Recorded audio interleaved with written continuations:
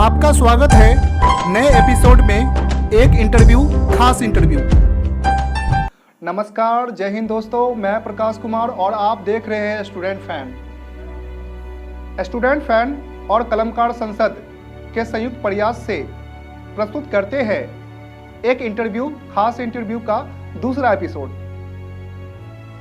आज हमारे साथ हैं गजल, नज्म और रुबाई के अच्छे जानकार सयूम जावेद जी। इनकी उपलब्धियां आकाशवाणी और दूरदर्शन कार्यक्रम में इनकी रचनाएं प्रस्तुत होती रही हैं। खासकर आकाशवाणी के अंगना कार्यक्रम में 15 से 20 रचनाएं इनकी प्रसारित हुई है। पंजाब केसरी, नव भारत टाइम्स, शुभ तारिका, रैन बसेरा जैसे ढेरों प्रतिष्ठित पत्रिकाओं में इनकी रचनाएं छपती रही है। दिनकर हिंदी साहित्य संस्थान बेगूसराय के द्वारा 2001 में दिनकर सम्मान से भी सम्मानित किया गया। 2018 में विद्यापति राजकीय महोत्सव में बाबा नागार्जुन पुरस्कार से भी इनको सम्मानित किया गया है। तो सयूम जी, एक इंटरव्यू, खास इंटरव्यू के इस कार्यक्रम में आपका स्वागत करते हैं। और हमारा आज का विषय है वर्तमान परिवेश में साहित्य और साहित्यकार। इसके बारे में हमारे दर्शकों को बताएं। सबसे पहले मैं स्टूडेंट फैन और कलमकार संसद की ओर से आपको साधुवाद देना चाहूँगा और आपके तमाम दर्शकों को, इस चैनल के जो भी दर्शक हैं उनको मैं धन्यवाद देना चाहूँगा कि आज के दौर में जब साहित्य हाशिए पर चला गया हो, ऐसे दौर में साहित्य की चर्चा करना एक बहुत बड़ी ऊंची बात समझी जाएगी। साहित्य और साहित्यकार ये दोनों दो पहलू हैं, दो विषय बनते हैं। लोग फटेहाली में, झोपड़ों में बैठकर साहित्य का सृजन करते थे। जी। लोग जंगलों में बैठकर साहित्य का सृजन करते थे। हम अगर देखना चाहें रामचरितमानस तुलसीकृत, उसकी रचना कहाँ हुई? जंगलों में, कुटिया में बैठ करके रामचरितमानस जैसी साहित्य का रचना हुई। उसकी अपने संसाधनों से साहित्यकार साहित्य का सृजन करता था।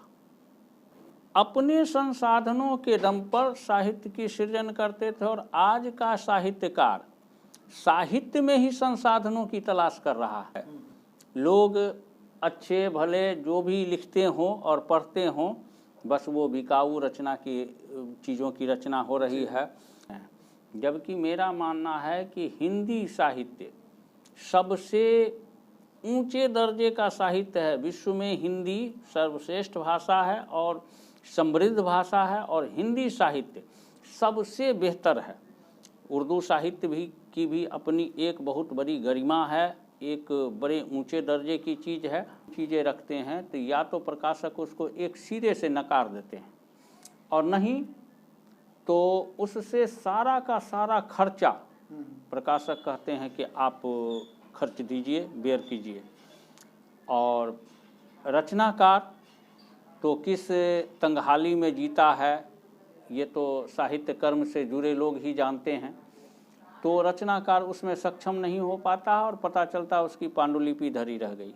आवश्यकता हो तो सरकारी स्तर पर उसका सहयोग हो, इसके लिए एक व्यवस्था हो कि नवोदित रचनाकारों की पुस्तक छपे। बहुत सारे तिक्रम झेलने पड़ते हैं, तब जा कर के अकादमी अवार्ड में लोग शामिल हो पाते हैं। तो बहुत सारी बातें हैं प्रकाश जी कि कहीं नहीं जा सकती है, समझी जा सकती हैं उन बातों को। सयूम जी, आकाशवाणी में भी आपकी बहुत सारी रचनाएं प्रसारित हुई हैं, जिनमें अंगना कार्यक्रम काफ़ी लोकप्रिय कार्यक्रम था। और 15 से 20 रचनाएं आपकी प्रसारित हुई हैं। जी जी। तो हम दर्शकों को वह बताएं कि अंगना कार्यक्रम का कैसा अनुभव रहा सर आपका?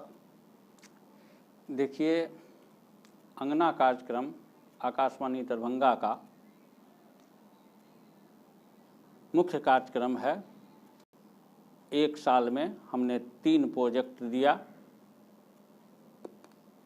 उसमें वज्जिका गज़ल के मैं 2 पंक्तियाँ जी जी आपको निवेदित कर रहा हूँ जी कि आकाशवाणी दरभंगा से अंगना कार्यक्रम में जो प्रसारित हुआ है। जी। पंक्तियाँ इस तरह हैं।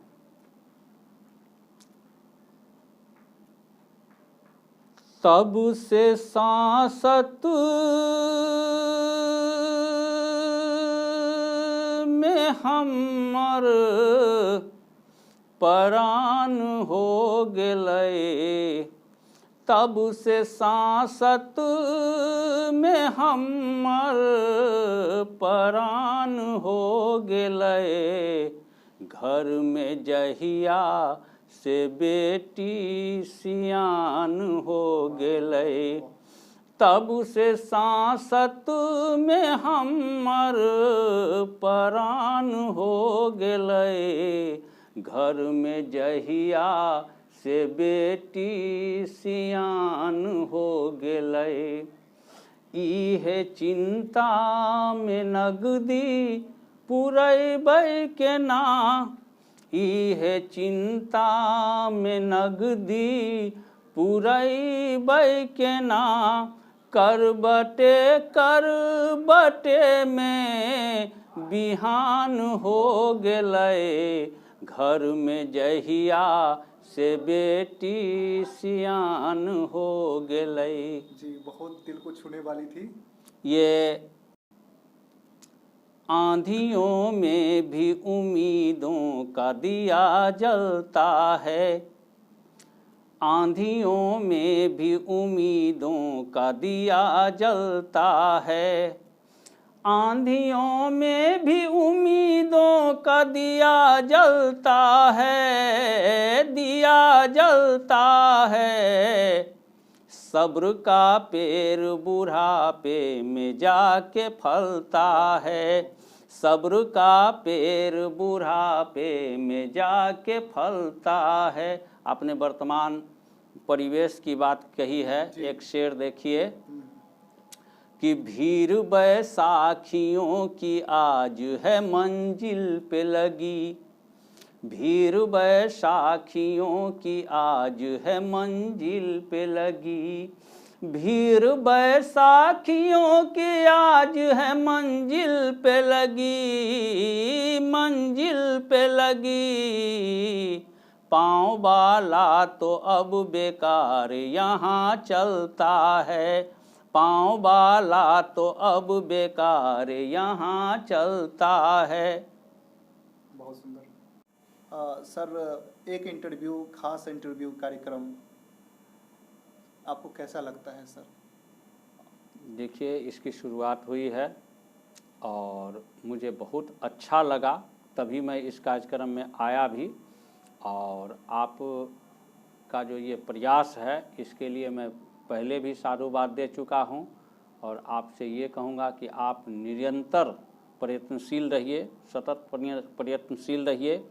आप बहुत ही अच्छा कर रहे हैं और ये कार्यक्रम काफ़ी आपका सफल होगा। जो अच्छे लोग हैं, साहित्यिक लोग हैं, इसे पसंद करेंगे, और संभव है कि और भी अच्छे अच्छे लोग अपने विचार रखेंगे आपके मंच से, तो आपका प्रयास बहुत ही सराहनीय है। चलते चलते हमारे दर्शकों को आप कुछ संदेश देना चाहेंगे? दर्शकों को, श्रोताओं को, तमाम दुनिया वालों को ये संदेश दूं कि अंधेरी रात में एक शम्मा जलाए रखिए, अंधेरी रात में एक शम्मा जलाए रखिए, सुबह होने को है, माहौल बनाए रखिए। वाह वाह वाह वाह।